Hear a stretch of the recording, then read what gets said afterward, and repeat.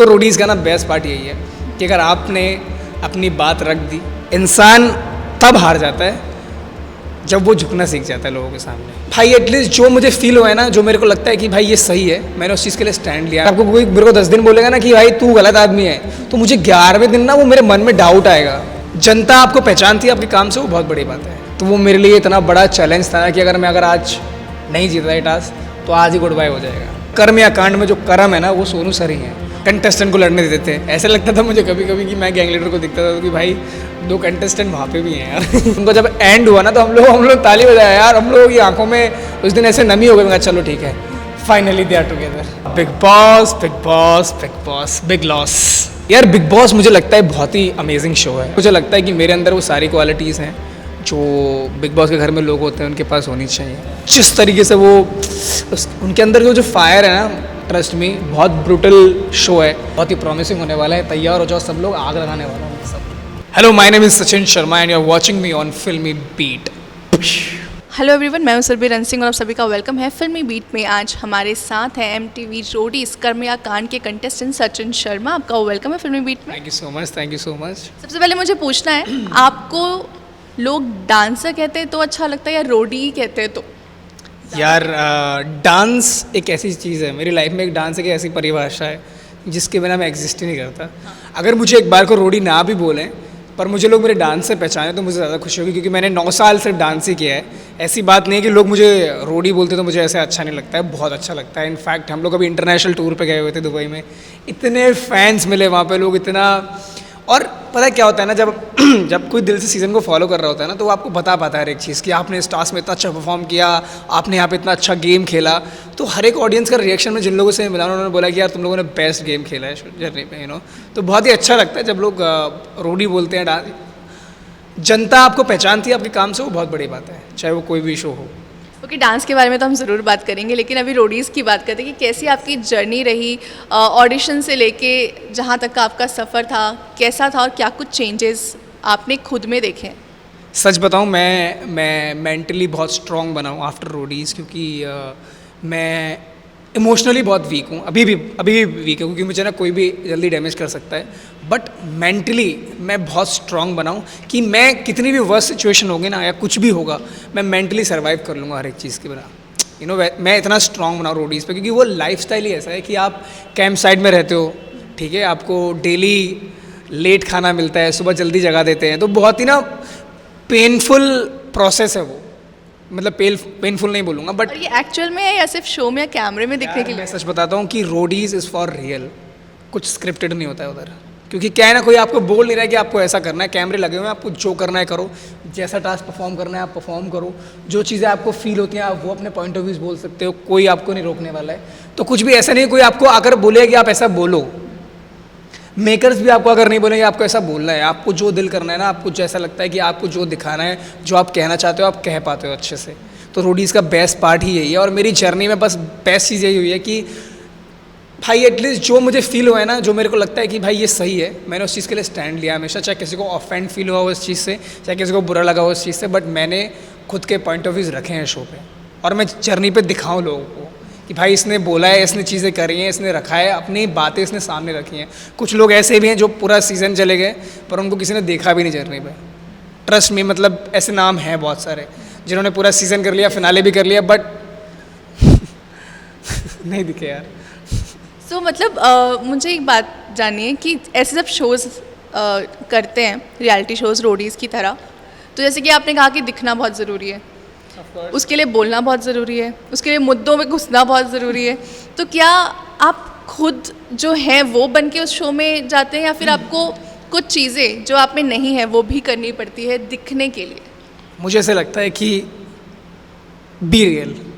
अगर आप रियल हो ना, चाहे अगर आप गलत भी कर रहे हो ना, मुझे लगता है कि अगर पूरी जनता आपके खिलाफ हो जाए और आप अकेले अपना हाथ थाम कर वहाँ पे खड़े हो, अपना स्टैंड ले रहे हो, तो उससे बड़ी जीत आपके लिए कुछ नहीं हो सकती यार।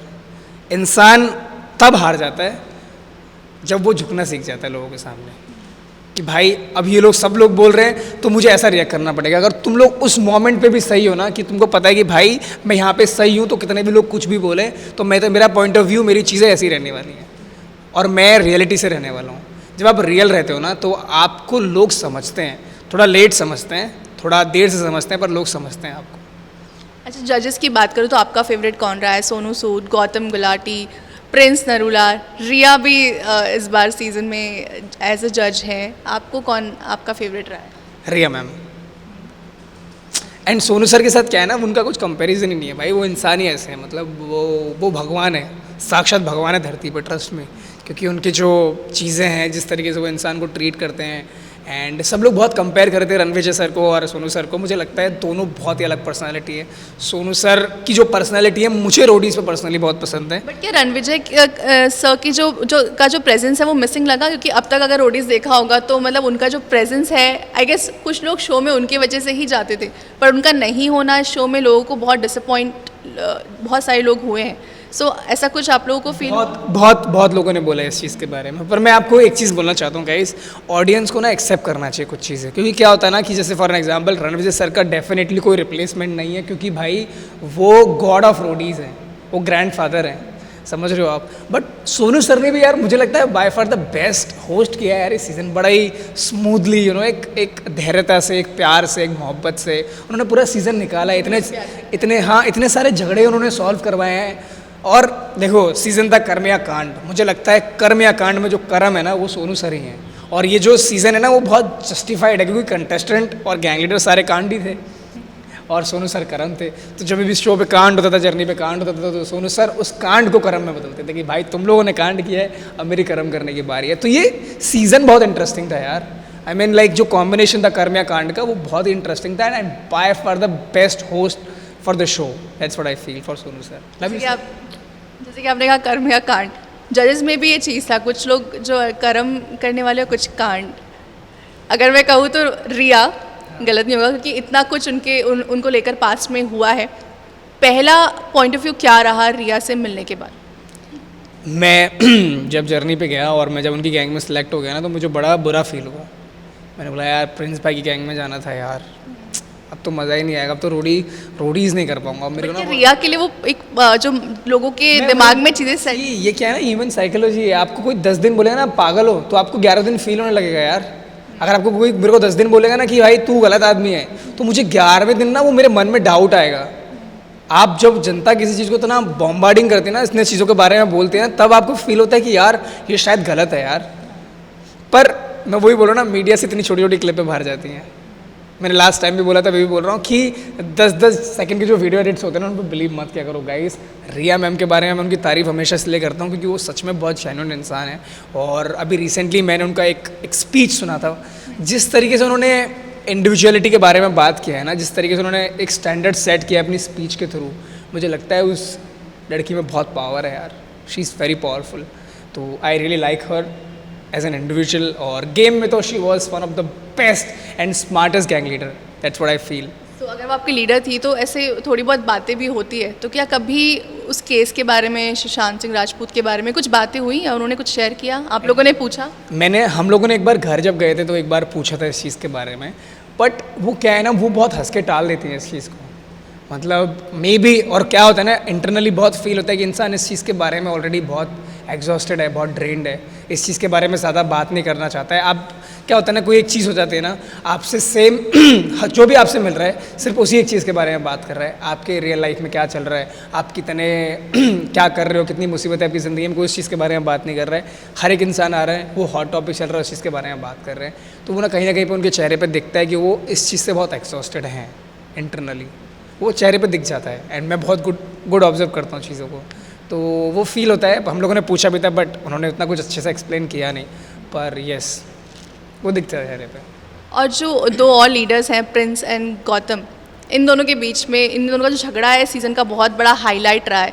क्या हुआ था? अगर आप वहाँ प्रेजेंट थे तो क्या कुछ आप लोगों ने देखा, और किसकी गलती थी या क्या आप लोगों ने देखा, अगर आप बताएं। ये झगड़े के बारे में बहुत बातें होती हैं यार। मैंने बोला सीज़न का हाईलाइट रहा है। हाईलाइट ऑफ रोडीज कर्म कांड।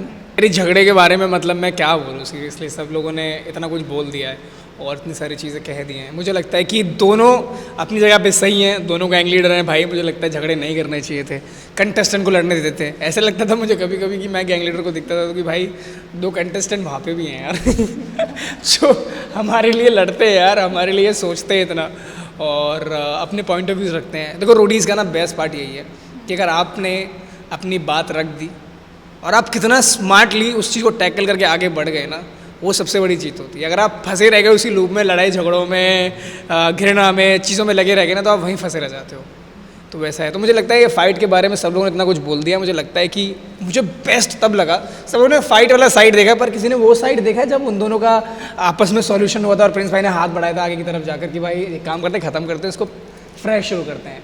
तो यार यही है, मतलब कि उतार चढ़ाव आते हैं, बट एक फ्लो होता है लाइफ में, आप गिरते हो उठते हो, फिर सब चीज़ें सही हो जाती हैं एंड ऑफ द डे। तो वैसा है। तो उनको जब एंड हुआ ना, तो हम लोग ताली बजाया यार, हम लोग की आंखों में उस दिन ऐसे नमी हो गई। मैं कहा चलो ठीक है, फाइनली दे आर टुगेदर। सो या एंड इस सीज़न में आपको क्या लगा कि कौन डिज़र्विंग है और कौन बिल्कुल ही डिज़र्व नहीं करता था इस शो में रहना या आना भी? भूमिका। रीज़न बीइंग बिकॉज उसको ना वो उसने कोई भी अच्छे से टास्क परफॉर्म नहीं किए। मैं किसी के बारे में गलत नहीं बोलता, बट मुझे फैक्ट्स तो बोलने पड़ेंगे बिकॉज सब लोगों ने जर्नी देखा है। एंड हमारी गैंग में वो डिसलॉयल भी रही है कई बार, बहुत सारी चीज़ें उसने ऊपर नीचे भी करी हैं। एंड टास्क भी हमेशा उसने रिया मैम को बहुत डिसअपॉइंटमेंट दिए हैं हमेशा।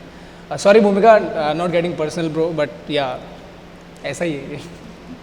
ओके, आपके लिए सबसे टफ टास्क कौन सा रहा है इस शो में? ओ माई गॉड, वेरी टफ। मैं बताता हूँ, जब हम लोग टिकट टू फिनाले दो टास्क हैं एक्चुअली।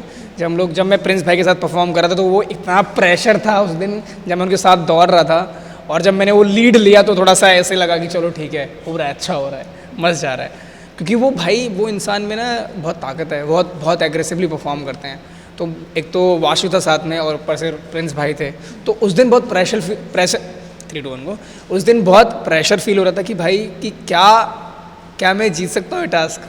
एक उस चीज़ का प्रेशर बन जाता है कि सामने प्रिंस भाई दौड़ रहे हैं, इधर वाशु दौड़ रहा है और ठंडे पानी में दौड़ रहे हैं। बहुत ही क्रेजी था वो। पर सबसे पहले मेरा बकेट गिरा था नीचे, तो I killed that task. And सबसे बड़ा जो चैलेंज था टिकट टू फिनाले, अगर मैं नहीं जीतता वो टास्क तो मैं घर जाता, और टिकट टू फिनाले जीता उसके बाद मुझे भी नहीं मिला, क्योंकि मैंने इतना दिल से परफॉर्म किया था टिकट टू फिनाले, इतना दिल से परफॉर्म किया था guys, I can't tell you. मेरे गर्दन पे तलवार थी, अगर मैं उस दिन वो टास्क नहीं जीतता, उस दिन ही आप सब लोगों का दिल टूट जाता, उस दिन ही मैं घर चला जाता। पर वो टास्क मैंने जीता ताकि मैं शो पे और जर्नी पे सर्वाइव कर सकूँ। तो वो मेरे लिए इतना बड़ा चैलेंज था कि अगर आज नहीं जीता ये टास्क तो आज ही गुड बाय हो जाएगा। तो इसलिए वो टास्क जीतना ज़रूरी था ताकि मैं जर्नी पे आगे जा सकूँ। टिकट टू फिनाले जीतने के लिए नहीं, फिनाले में मुझे पता है पराक्रम ही जाने वाला है, बिकॉज गौतम सर की गैंग से स्टार्टिंग से ही रहा है वो कंटेस्टेंट, ठीक है।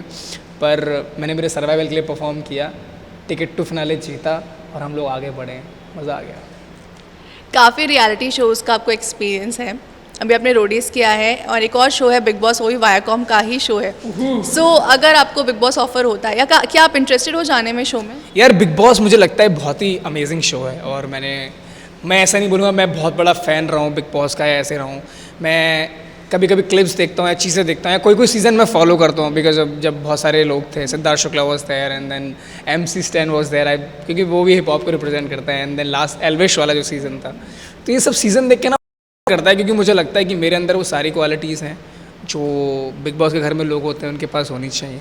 एंड मैं बहुत एक पर्सनैलिटी हूँ, मुझे पता है मेरा पर्सनैलिटी क्या है, मैं सारे इमोशन साइड हर एक चीज़ समझता हूँ, और मैं बहुत ब्लंट आदमी हूँ यार। मेरे को जब गुस्सा आता है ना तो मैं कुछ भी करता हूँ, मतलब ऐसा है। मैं बहुत एग्रेसिव भी हूँ, मैं फायर जोन में खेलता हूँ हमेशा। आप फिट रहेंगे शो के लिए? मैं किल कर दूँगा यार मैं मतलब ऐसा पूरा भरोसा है खुद पे, और मुझे लगता है कि जब आप किसी चीज़ में जाओ ना तो आपको ये फील करना चाहिए you are the best, trust me, तभी आप बेस्ट बनते हो। अगर आपका स्टेट ऑफ माइंड ऐसा रहता है ना कि आप कंफ्यूज रहते हो या आप डरे हुए रहते हो, तो आप भीगी बिल्ली दिखोगे भाई। शेर देखने के लिए ना थोड़ा चौड़ा होकर रहना पड़ता है। बट सबसे मोस्ट फेवरेट आपका कौन रहा है अब तक इस बिग बॉस शो का? मोस्ट फेवरेट सच बताओ ना, मैंने उतने सीजन्स देखे नहीं है, बट लाइक वाइज अगर मैं बोलूँ, एल्विश की काफ़ी फैन फॉलोइंग बढ़ी है सीज़न के बाद, और उसकी वजह से सीज़न हिट भी हुआ है कहीं ना कहीं पे। And of course Siddharth Shukla जो थे, मतलब I mean like by God grace ही performed really well on the show. एंड जिस तरीके से वो उनके अंदर जो फायर है ना, मतलब वो चीज़ बहुत अलग है यार, वो हर किसी के इंसान के अंदर नहीं होती। तो वो बहुत सीखने को मिली उनसे वो चीज़ की, मतलब भाई आप कितने लेवल तक लेकर जा सकते हो इस चीज़ को, जब आपको अपने पॉइंट ऑफ व्यू रखने पड़े, किसी से लड़ना पड़े, तो आप कैसे जीत सकते हो इस चीज़ में। तो ही वॉज माई फेवरेट। तो इस शो की तो एक अलग फैन बेस है, लेकिन रोडीज़ के भी फैंस हैं जो जानना चाहते हैं बहुत सारी चीज़ें। जैसे कि मैंने एक बात कही कि लोगों को ऐसा लगता है जो ऑडिशंस होते हैं और जो भी कुछ होता है वो एक्चुअल में सारी चीज़ों से लोग गुजरते हैं या नहीं। सो कोई एक सीक्रेट BTS या कोई एक आपके सीज़न का रोडीज़ का जो आप बताना चाहेंगे जो ऑडियंस नहीं जानती होगी? गाइस, मैंने इंदौर से ऑडिशन दिया था और वो दिखाया कहाँ पे, दिल्ली से दिखाया था।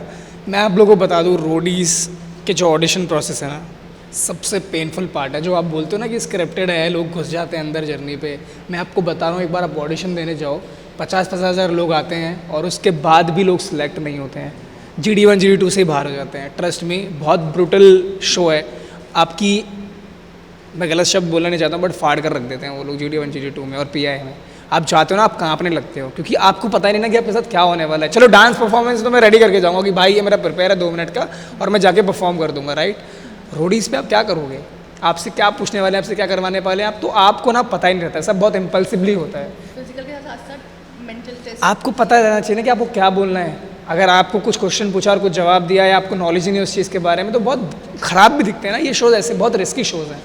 रोडीज़ बहुत रिस्की शो है। अगर आपकी पर्सनैलिटी वहाँ पे नहीं दिखी, अगर आपने कुछ भी, और लोगों की चीज़ें होती हैं ख़राब, हर एक बार आप परफेक्ट नहीं हो सकते हो, हर एक चीज़ आपको नहीं आ सकती, हर एक टास्क आप नहीं जीत सकते हो। तो बहुत ही ब्रूटल शो है गाइज़, बहुत जान लगती है जर्नी करने में और बहुत ही दिल से करना पड़ता है। ऐसा नहीं होता कि मतलब आप जाओ और इन्वॉल्व ना रहो, आप जीत जाओ।